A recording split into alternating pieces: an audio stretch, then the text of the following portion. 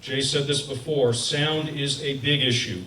If you don't believe me, ask the folks in Boston, ask the folks, the Massachusetts Motorcycle Association, and many of the folks what they're up against. The Boston ordinance says if it isn't labeled with the EPA stamp, it is illegal. It's a $300 fine. The motorcycle doesn't have to be running. If they look down and the stamp is not there, it's a $300 fine. That's not what we want in our cities. That's not what we want happening locally. One of the good things that's happening is there's a recognition for dedicated motorcycle parking. Some small groups and some individuals are working very hard with legislative bodies at the local level to provide dedicated motorcycle parking. So not all the news is bad, but more people have to step forward in this area. Gatherings, I think Jay hit on this as well, the law enforcement community is keeping an eye on motorcyclists at the state level and the local level.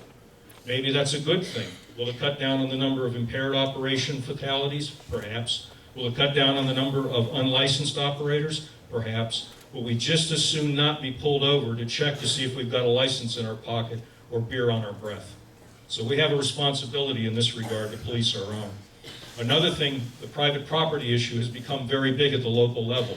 For those of you who have small chunks of land in what used to be the country, you realize that as houses encroach on your property, you may actually lose the right to allow your children or your family members or friends to ride on your own private property.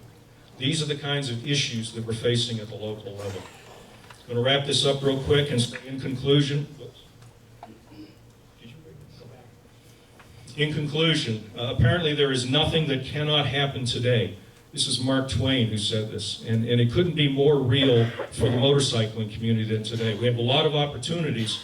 With opportunities come responsibilities. So I hope this will generate some conversation. If you want some follow-up, we'll try to cover some of those in the breakout session this afternoon. Again, thank you for the invitation.